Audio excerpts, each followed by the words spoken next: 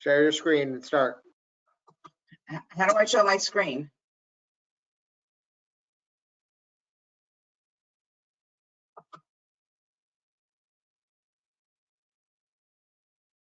You're sharing your screen. Just go ahead. Can we start? Yes. Good evening, everyone.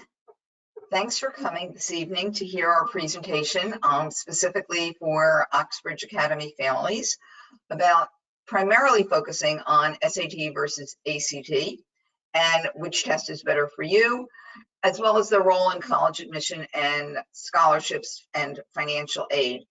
This is Judy Rabinovitz. I'm the founding owner of Score at the Top Learning Centers and Schools, and co-presenting with me is Kathy Rogers, who is our Learning Center Director in Palm Beach Gardens. Before we get started, I wanted to let you know that there are a number of handouts that you can actually download.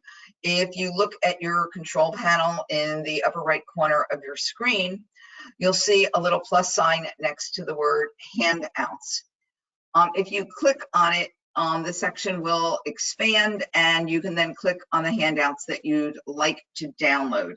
And if you do miss downloading any of these, honestly, you can email us afterwards and we're happy to send you anything that you might have missed in terms of the handouts. And if you happen to have any difficulties at all with the audio part of our broadcast, you can try calling into the webinar. You'll see that there is a button that you can click on next to audio, and that will allow you to call into the webinar if you can't hear me for any reason over the internet. So let me start with the things that we'd like to accomplish with you today. As I said, we'll be talking about the role of test scores in college admission and scholarships and the differences between SAT and ACT. But we'll be going further than that and giving you a clear understanding of what test optional really means and who it applies to, how you can create an effective testing plan for your children, including the calendar of when best to take these tests and some test prep considerations. Some of our special tips about remaining productive during COVID-19, and we'll also share with you some of the best test prep resources, books, websites, pretty much free and very, very low cost resources in terms of the books, the best things that your children can do to prepare for the SAT. I'd like to tell you just a little bit about us before we get into the actual presentation. So Score at the Top, which has been around since roughly 1980, is Palm Beach County's only family-owned and operated, fully accredited test prep provider. We have accreditation from what's called Advanced Ed Incognito, which is what colleges respected as the highest level of accreditation that any school can have, but we have it actually for our learning center as well as our schools.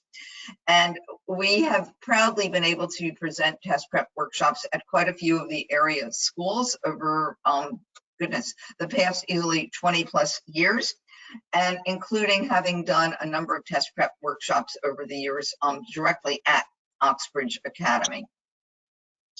So on our staff, we have more than 25 highly seasoned test prep tutors who are in Palm Beach County. And because all of them have experience working virtually with students, and since we do work with students around the world, they have all transitioned to 100% virtual test prep at this point. And students can work with us either in small groups or one-on-one, and again, virtual as well in normal times, face-to-face. So one of the things that we feel distinguishes the test prep that we do is the fact that we rely exclusively on real tests. SAT, ACT, PSAT, even if you're prepping with us for AP exams. And I am proud to say that as our founding owner, I got my start in terms of test prep working directly for ETS. ETS is the company that up until very recently created the SAT for College Board. And I actually developed College Board's first test prep software and strategy chapters of their very first test prep books. So I have a very long history in test prep, which helped me develop our own curriculum and develop all of our training for our tutors. In terms of the role of SAT and ACT score, I will say that they are the second most important factor in college admissions, second only to academic record. And that is, of course, for colleges that require SAT or ACT scores. And we will get into test optional a little later in the presentation, but only an academic record has more weight than an SAT or ACT score in terms of college admission. But you also need to know that the SAT and ACT scores play a very significant factor in scholarships and even in need-based financial aid for some universities.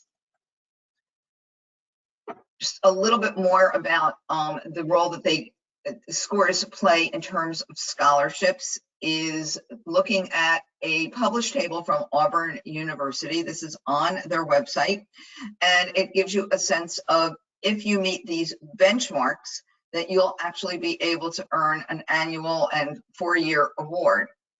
So here's the interesting thing. Of the Auburn applicants, roughly 66% of them have that GPA. So obviously 2/3 of them would be eligible to get those awards. But in terms of their SAT and ACT scores, there's only about 12%, and it's fewer at the very highest range, much fewer, perhaps 3 or 4% in that 31 to 36 ACT or equivalent SAT range. And these are the students who are earning $60,000 over their 4-year education. So many colleges do have scholarships grids like this. Not all of them post them on their website, but it is important to know that scholarships are very much dependent in many cases on both an academic record and test scores. And with that, what I'd like to do is turn the rest of the presentation over to Kathy, who will talk to you about helping you discover your testing path and whether that is SAT, ACT, or perhaps test optional. So here's Kathy.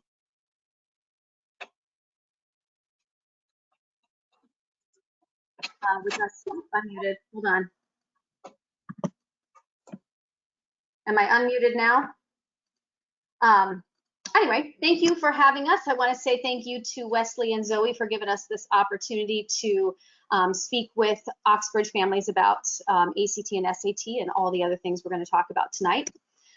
Picking the right test for your student is something that I talk about quite often with families, as there can be questions about each test, and it's been a long time since many of us have taken those tests. I think back in our day, depending on how old you are, most only took the SAT. That was what was preferred by colleges, but that has changed in recent years. So there are a couple of different ways that we can help you determine the best test for you or your son or daughter. One is listening to the presentation tonight. We're going to go through the main differences. But honestly, the best thing to do is really to have your child or yourself to take the test. And so there's a couple of different ways you can do that. We offer free or complimentary SAT and ACT simulations, typically about 1 time a month, and we are still planning to hold those over Zoom, even while we're having to work virtually. That gives your child a chance to take the test under timed conditions, but it's not an official test. So it just gives them a chance to experience the test and see how they'll do. We also have an assessment or a diagnostic that we can do that gives a student parts of the SAT, parts of the ACT all in one test, and it gives them the opportunity to experience it under those same timed conditions as well, and then lets us know if you have a stronger test. Or by doing official tests. So students in 10th grade and 11th grade take the PSAT, which is a great indicator of how they'll do on an SAT. And then you can actually sign up for an official ACT, compare those scores, and then we can help determine the best test for your son or daughter. So a couple things that we're going to go through, the overview of both tests. They are fairly similar in terms of the way that they are set up. So the SAT has 5 sections if you include the essay. The ACT also has 5 sections. So SAT has the reading section and the writing section, which we'll refer to as the verbal section. And then it has 2 math sections, one that is a little bit shorter, but you cannot use a calculator, and then one that is a little bit longer, but uses a calculator.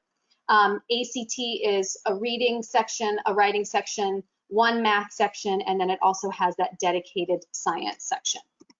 So if we break it down even further, you can see that the SAT has a total of 154 questions, the ACT 215.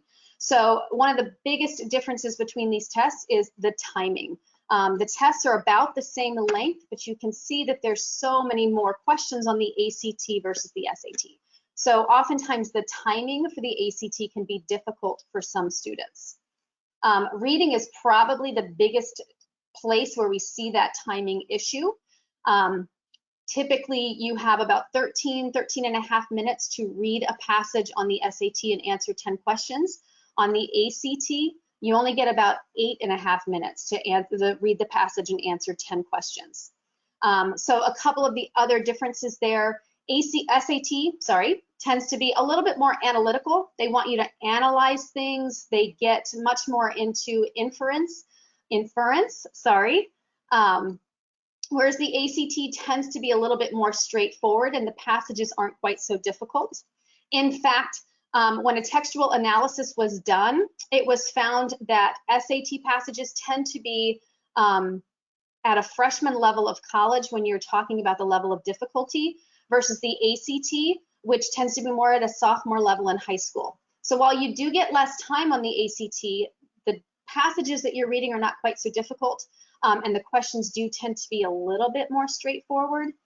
So that is one thing to consider when deciding which test might be better for you. Are you more analytical, or do you do things and see things a little bit more straightforward? The next section would be the writing section, or the ACT English. So of course on the SAT, the reading and the writing sections are combined to give you 1 score out of 800. It does focus a little bit more on writing style, and because SAT doesn't have a dedicated science section, they do throw in some graphs and some things to ask you questions about. So that's actually spread out within the reading, the writing, and even in the math, that's where you get that kind of sub-score of science from them.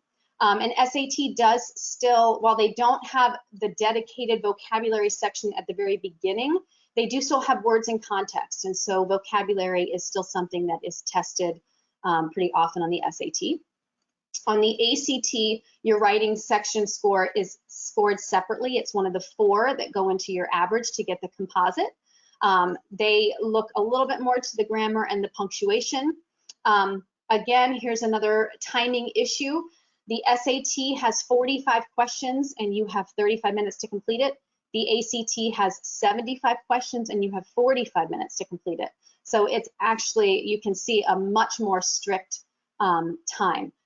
And again, ACT is a little bit more, they ask more big picture questions. So, if you have strong vocabulary, SAT could be a better test for you. If you're better at grammar and punctuation, the ACT might be a better test for you. And then we come to the math. Like I said before, the SAT has 2 math sections. So the first math section, you're not allowed to use your calculator on, which can be very difficult for some of our kids get so used to punching things on a calculator that can be a little bit overwhelming for them. SAT loves algebra. So if you are a strong algebra student, this could be your test. There is less than 10% geometry on that. SAT does provide formulas at the beginning of each section, although we're going to suggest that you memorize them anyway, because you don't necessarily have time to flip to the front of the section to find the formula. And then SAT also has at the end of each section what they call the grid in questions. So you don't have a multiple choice option there, you just grid in the answer to the problem that you solved. On the ACT, it's a 60 question in 60 minutes section.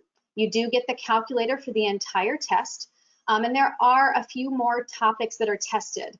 It does lean a little heavier geometry. I think it's, I thought it was actually, well, anyway.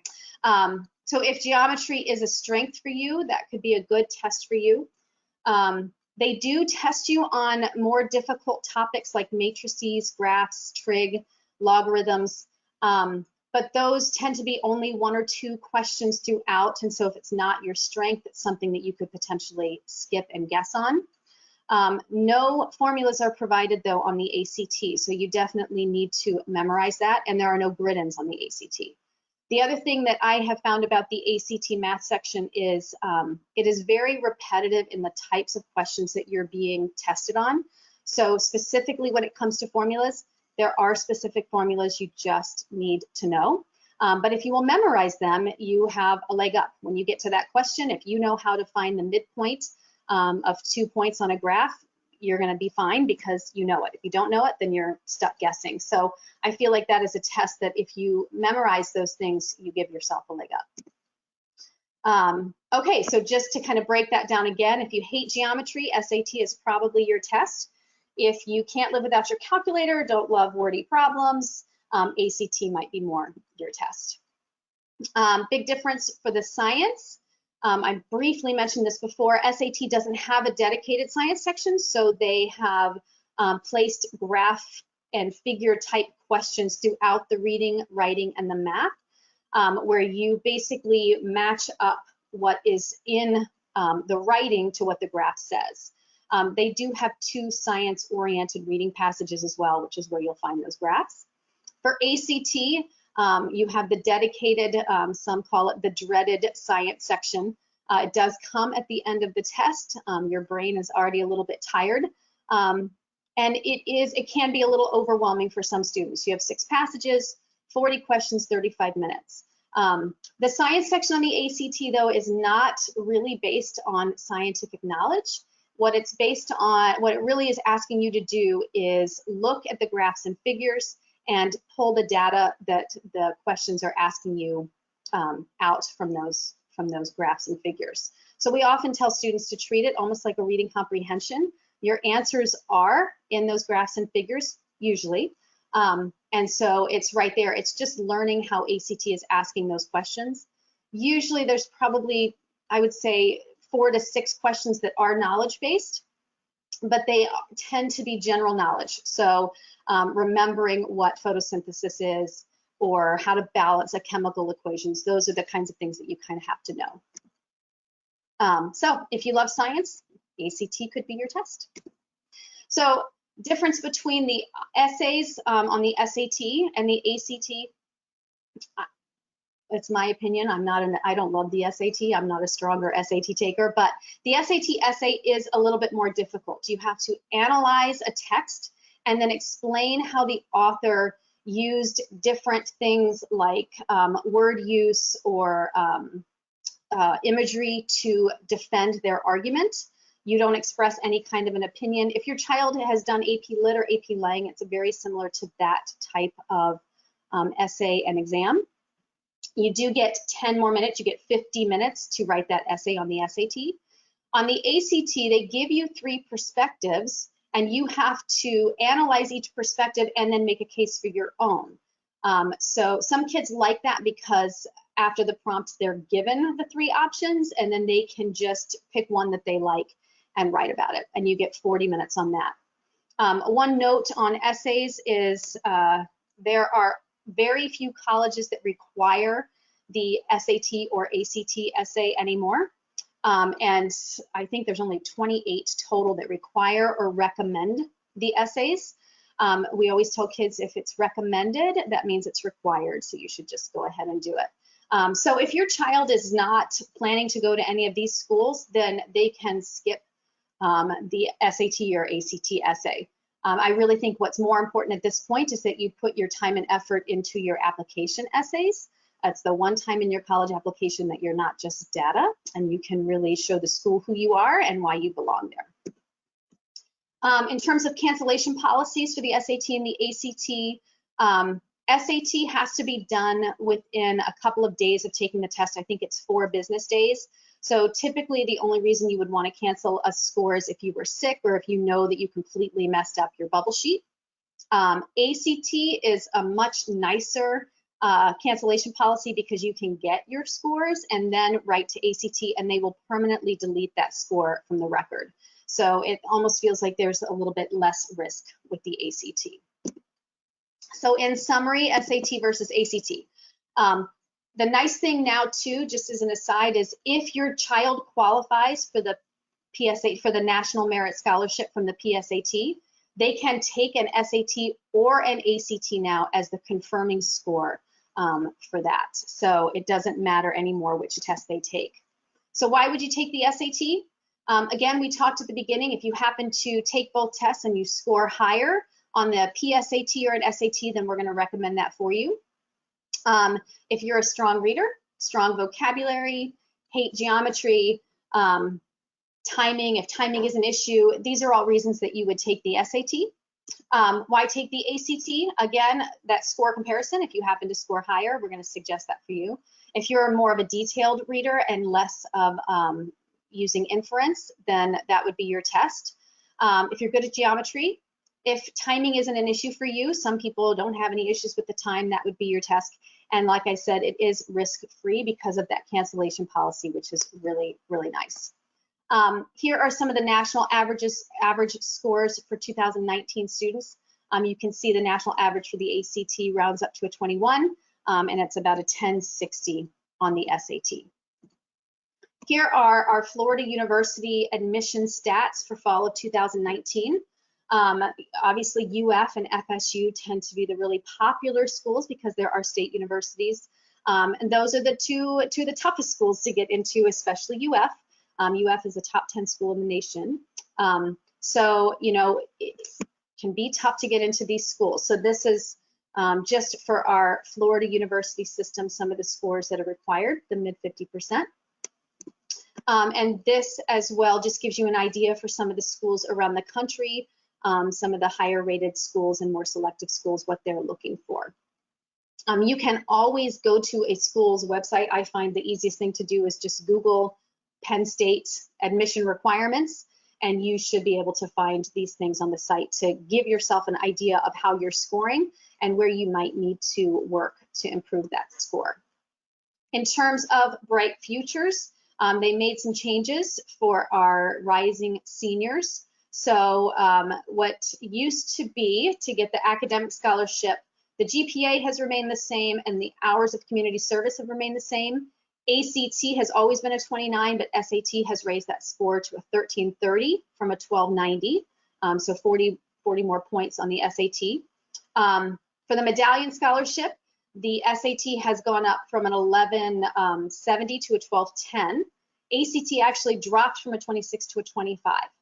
So those are the scores that are required for Bright Futures, as well as the GPA requirements and the amount of community service hours that you need. And you can see what you're awarded. You know, for the academic scholar, you get 100% of tuition paid plus $300 towards books. And for the medallion, it's 75%. I will also let you know just that a lot of private schools in Florida will give you this money as well, basically what you would get. So I think right now it's about $6,900 is what you would get per year as an academic scholar. So, I mean, that really adds up over 4 years of college. And then we're going to touch briefly on test optional. So this is a little bit misleading when you see that it says there's 1,000 test optional colleges. If you go to this website, fairtest.org, you can see the entire list. But as you can see right there too, less than 100 are really nationally known selective colleges. So if you have a student who is not a great test taker and you're considering test optional, you can look at this list to see what schools are test optional. You know, the other 900 of them tend to be schools that have higher than 85, 90% admission rates, or they're local colleges right around your town, but they're not necessarily nationally known. And you also want to be careful. There are a couple of schools in light of the COVID related issues that we're having that have made some changes. Boston University just announced that next year students can choose to go test optional if they want to. You can see Case Western is doing the same thing. Tufts University has decided to do it for 3 years.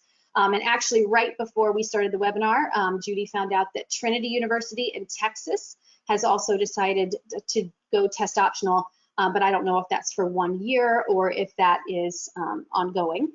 But things to be, thinking about when you consider test optional. One, as much as people are saying, Boston University, Case Western, as they're saying that they're going to go test optional, and I'm going to put this next thing up, that you can see that there's going to be a greater emphasis on your academic record, your extracurriculars, etc. It's my opinion that for years their college admissions counselors have been looking at data, and I don't know how quickly they're actually going to be able to not look at that data. So keep that in mind if you're considering test optional. Also, there are going to be other students who are submitting test scores. So that is going to give them a potential leg up. And they do still, all of these schools still have a mid 50% range that they're looking at for test scores. The other thing to think about is the merit-based scholarships. Auburn University posts theirs. That's what we showed you at the beginning of the webinar. But your child will not be eligible for any merit-based scholarships if they don't turn in a test. So I know right now with the March SAT and the May SAT having been canceled, with the April ACT being canceled, that many people, especially juniors, are feeling this stress of when I'm going to get to test, when am I going to get to test? And I think it's important to remember that there is still time. Most students test about 3 times in their high school career, and usually you peak right around the end of junior year and fall of senior year. So it is okay, everybody can take a deep breath. There are still tests that you can take to submit what is hopefully going to be your strongest test. So I would say test optional only if there are other extenuating circumstances, but in terms of COVID related changes, we would recommend that you take a test and turn those scores in. So talking about kind of a calendar guideline or setting up a best test plan for you, make sure when you are taking a test that you do go in prepared, as some colleges do want to see every test you've taken. So you don't want to turn in that sophomore year, I just went in and decided to try it score. Most colleges are now super scoring the SAT. And a few more are jumping on the bandwagon to super score the ACT. If you're not familiar with super scoring, what that means is if I were to take the May SAT and I didn't do very well in reading, say I scored a 550, but I really did well in math, I got a 750. So I retest in June and I was able to bring my verbal up to 650. My colleges will take that 650 from the June test and my 750 from my May test. Similar with the ACT, they will take your highest subsection score, but most schools don't redo the whole composite. They just take, your highest reading or math score, or science or writing, sorry. So how many times to take it? Again, like I said, most kids will take it 3 times, tends to be the average, but you can take it more than that. In 10th grade, most of your schools are going to offer the PSAT 10, which again, like I said, is a great indicator of how you're going to do on an SAT. And then you can take an ACT at the end of the year. Again, you can do that as a simulation, you can do that as an official test, however you want to do it. But that way you end sophomore year knowing if you have a stronger test and what it is. In 11th grade, you're going to test 1 to 2 times. And then again in 12th grade, if you still need to test, you could test again 1 or 2 times. We did talk about end of junior year. You've just gotten, usually by the end of junior year, you've covered the majority of the content you need to know for both classes. And we do always recommend that you get through Algebra 2, or at least the full first semester of Algebra 2, as that is covered on both tests. So updated testing, if you haven't yet reached your goal. So at the moment, I'm hoping most of you are still signed up for the June SAT or ACT, and crossing our fingers that those will happen. I would go ahead and recommend for ACT to sign up for the July ACT. There are fewer testing centers that host that, so you don't want to wait too long and find out that the June test gets canceled and then everybody's trying to get into that test. So I would go ahead and sign up for that if you can. And then, of course, the August SAT as well. You cannot sign up yet for the August SAT. They told us that that would be open end of April. They didn't have a specific date, but so we do know that College Board is considering some makeup tests for the SAT. I'm not sure yet what ACT is doing. As soon as we know that information, we will try and share that with people via email or on Facebook. We'll just see what they can do. A lot of that is in a wait and see pattern as we figure out what's going on with this virus and when schools are open. So again, you do have time. If you have not gotten your goal score yet, you can take the September and October ACT or the October and November SAT, and those will meet early decision, early action deadlines. You can also potentially take the December SAT and ACT, which meet other deadlines. So you do still have some time to test if you've not quite gotten there. So one other thing that we wanted to talk about tonight is just all this free time that all of us have that we don't necessarily want. And this is such a great time to keep your brain engaged. I know many schools went back to some online virtual learning today, but this is the time when FSAs have been canceled. We don't have, AP exams have become this online open note thing that's going to happen at home. There's not the same amount of stress that's going on in a student's life that usually there is.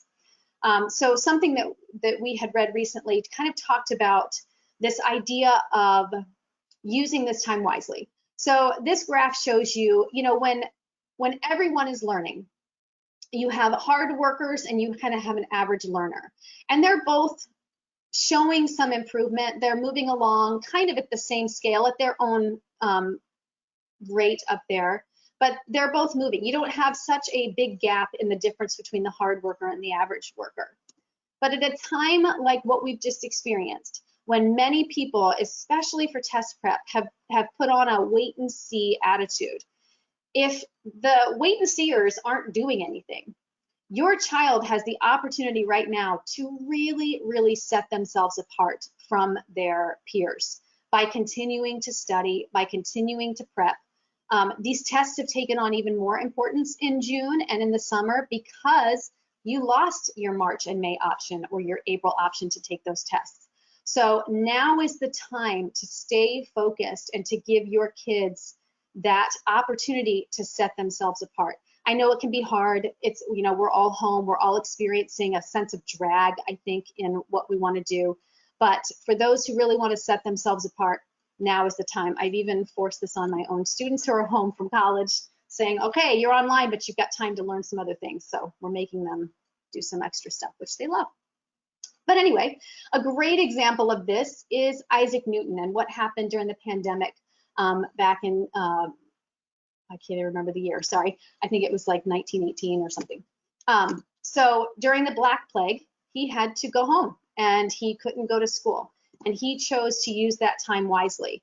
It was at that time, that year, that he couldn't be at school, that he developed the laws of motion and gravity, that he invented calculus and changed the course of human history. I don't know if any of your children are going to do those kinds of major things, but the point is that he had time to work and experiment and try new things. And so this is such a great time because there are fewer distractions, there are fewer tests. I know often when we think about June tests, I hear from parents all the time, oh, there's finals, oh, there's AP exams, oh, there's this, oh, there's that. Well, there's not really that anymore. So we have a little bit more time to focus on test prep, and you can be productive. I think I already talked about a lot of this, but the June ACT and SAT are 2 to 3 times more important now for juniors, hoping to get this goal score before summer comes. It's nice to get these things out of the way too as you get ready for college applications and not having to worry about testing. There are so many opportunities out there. We have online courses, Ivy League courses you can take. Arizona State is offering online options. Patrick Stewart is reading Shakespeare. You can tour the Louvre online. You can tour some other art museums online. So it's a great opportunity for kids to continue to prep themselves and stay on task. Here are some other options as well. Hillsdale College, Crown Education, and you can Google online communities for, and find some things that your kids might be able to jump in on and do that interest them. So those are some things to do. And of course, in that time, I would also say, you know, continuing to do test prep. If you've already been working with us, we can continue that with you virtually, and you can continue to prep. If you've not been working with us, you know, then you can either start working with us. We would love to have you work with us. But there are also some things that you can do just at home, having your students. You know, Khan Academy is a free resource that is great for students for the SAT. So, you know, as much as you can, I know our kids are not really excited about continuing to work when other kids aren't, but, you know, encourage them to stay in the game and keep their brains engaged.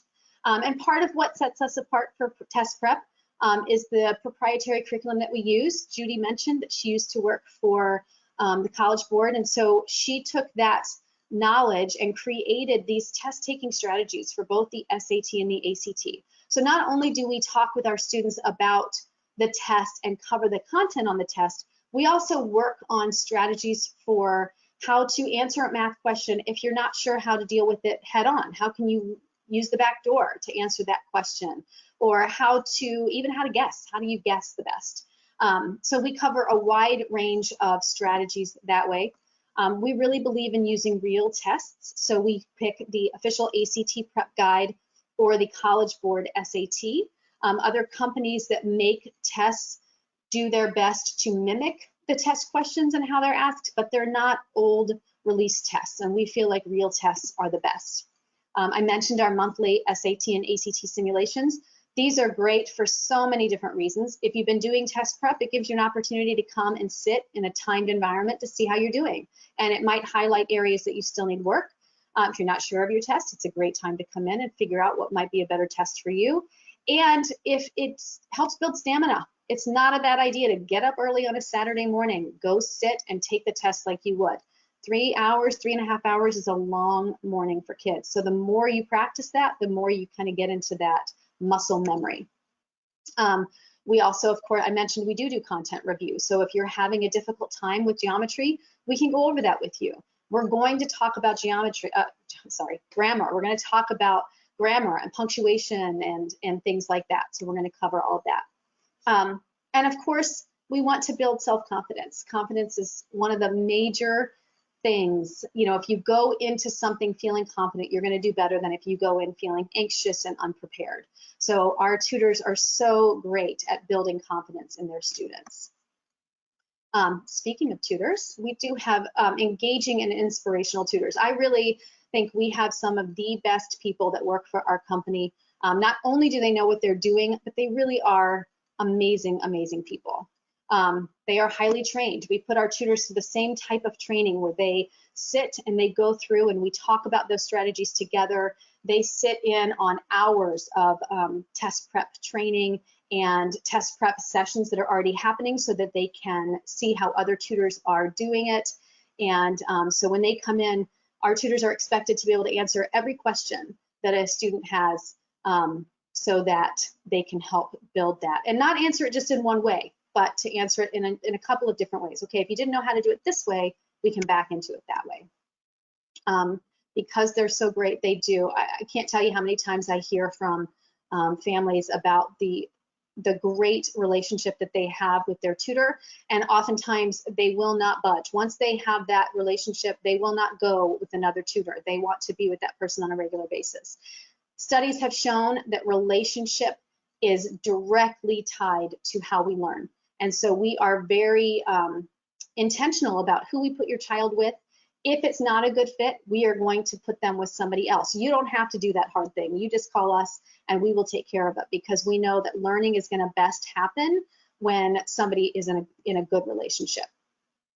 We do have such great success with how our students do, but we're not just focused on SAT and ACT. We want kids to be successful in everything, and we feel like if we can teach them that with their classes and with SAT and ACT prep, then that's going to go on into life. And then something new that we have started using that I just absolutely love and I think is so great are these smart answer sheets that give us detailed analysis. So basically what we do is your child will start to use this specific bubble sheet when they do homework or do a practice test. We then can scan that and we get a detailed analysis. Now that is one of the things that you could download. We just put 2 screenshots of it for you here. Two of my favorite things, this one is one of them, is you can see this self-assessment analysis. So part of the bubble sheet allows you to put if you guessed. And so this gives you an idea. Are you guessing well? Are you actually able to maybe get it down to 2 out of 4 options? Are you making educated guesses? That helps build confidence if a student sees that they are guessing well. It gives you likely content gaps, as you can see. And my other favorite is, are you falling for the distractors that SAT and ACT put in? And if you are, that gives your tutor a chance to help you continue to see, okay, that's a distractor. I know what they're doing. When they make these tests, they think, how is a child going to solve this incorrectly? And they put that answer there. So ACT and SAT both do that. So I love that this sheet, this detailed analysis, gives us that information as well. And then as you can see, you get very detailed analysis. So evidence-based questions, those command of evidence, it breaks it down. Question number 27, 37, and 48. If you got those all incorrect, then I know that we need to go back and we need to work on command of evidence. How are you doing with words in context? How are you doing with inference? So all of those things. So that is something new that we've implemented this year. And it has just been a great resource for us, and I think will be very helpful with our students going forward. Again, I already mentioned that we like to use real tests. So we use the College Board SAT and the official ACT test guide. We also use the College Board SAT subject tests. There are some links here for some free practice tests that your student can do online. You know, we talked about doing some stuff at home. And I do understand that at this time, the tightening of purse strings is happening. So if you can't afford test prep, there are some great resources. Here are some of them where your kids can do some practice tests online. Khan Academy is a great one. Having your kids just really work on their grammar and punctuation, making sure that they're memorizing comma rules and colon rules and things like that. Subject-verb agreement is not only going to help them on a test, it's going to help them in life.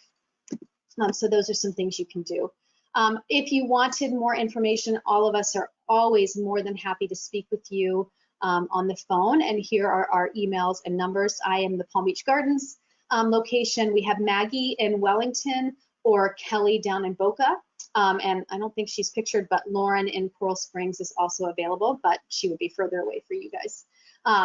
So if you have any questions, of course, please always give us a call, and we would be happy to chat with you about your child, the specific situation, and different things. Some other webinars that you can find if you're interested, if you go to scorewebinars.com, understanding your PSAT scores, selective college admissions, how to stand out and get in, the Florida State University system, what it takes to get in, and then how to get testing accommodations for the SAT and the ACT. So I think at this point, we're going to take any questions that you might have had. Jason?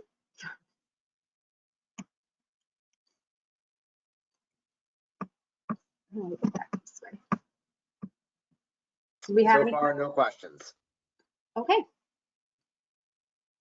Just give All right. everyone a minute or two to type them in. They're over on the control panel on the right-hand side. If you have any questions, just let us know. Yep, you're always welcome to email us or call us as well if a question comes up. We are here for you.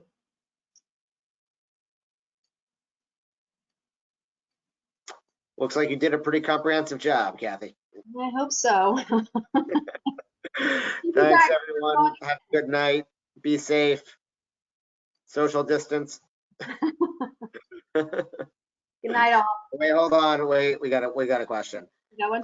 Can you exclude writing sections if you have dyslexia? Oh, that's a great question. I don't know if you can exclude the section, if you mean the grammar section from SAT and ACT, but I know that you can get a reader for both tests. So that would fall under finding out about accommodations. and then the reader reads the test and the answer choices to you. So you don't have to read it. In fact, you would get that for the entire test. And how early should a student in 9th grade begin to practice? I would say some of that depends on what math they're currently in. Usually the College Board does offer a PSAT 9. So I think as long as you take the test recognizing that your student hasn't had some of the information, has not been taught some of the concepts that is going to be tested, and if you know that that won't affect their confidence, then I say have them take a practice test in 9th grade. Kind of, you know, if their school gives the PSAT 9, that's a great way to do that. And then you could have them come and do an ACT simulation with us and see how they do. So anytime in 9th grade. I would say in 10th grade, again, it really, from my recommendation, always comes down to math. Algebra 2 is so important, and I think sometimes if you start prepping too early, if you have a child that's going to affect their confidence, then you should wait. If you have a child that has no issues with confidence, then it's great to go ahead and start prepping, as long as, you know, if they're not in Algebra 2 yet, then they know that their score might be a little bit lower there for that reason. Yeah, and let me add that there are other things kids can do to prep without it even feeling like prep.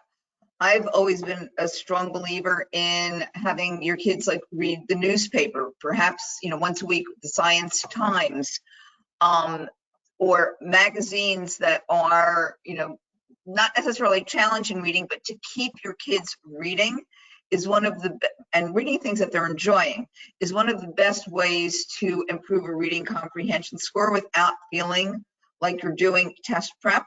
So it's never too soon to get your kids involved in reading anything that they may enjoy, so that they have a much more positive attitude about the reading comprehension. That is a significant part of both the SAT and the ACT. I agree. The last question was, will a copy of the PowerPoint be made available? Unfortunately, we don't make the PowerPoint itself available, but this session has been recorded, and we will provide everyone with a link to the recording so you can watch it again at your convenience. And if you have any questions, you can always feel free to email anyone here. My email is jason@scoreathetop as well. And are you still planning on offering the ACT course at the start of the end of April? Yes, currently we are planning to hold those. They will be done in a Zoom classroom style setting.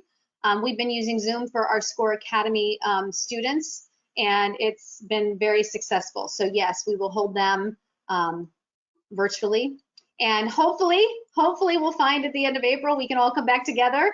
But if not, we'll just stay virtual and make sure your kids are fully prepared. Right, and I'd like to add that the simulations are still taking place. They're not physically taking place, but we have, just like College Board is going to be giving like an online exam for the different AP tests, we are actually still doing our simulations in a virtual setting where we're able to actually email a PDF of the test to the students in advance, not much in advance, we don't want them to look at it, but where they can download, print the test and the bubble sheet as well, and therefore they can take the test under a timed and proctored environment, because again, this is something we'll be able to do, and we are doing via Zoom when they sign up for one of our simulations. So we have a website that is just called freesimulation.com. And on it, you can sign up for any one of our upcoming simulations for SAT and ACT. And we'll be doing them, you know, through the summer as well. So, and they're free. They're completely free. So it's a wonderful opportunity for a student to take a full-length SAT or ACT and learn from their mistakes and better plan for future tests. And of course, they can always do a review session with us, you know, as well, if they wanted to get more insight into the questions that they missed. That's it. Okay. Oh, thank you. Thanks everybody for coming. And again, be safe. And We'll see you next time. Keep your spirits high and your temperatures low. And I just want to thank again, Zoe and Wesley for making it possible for us to reach the Oxbridge community. Have a Good great night.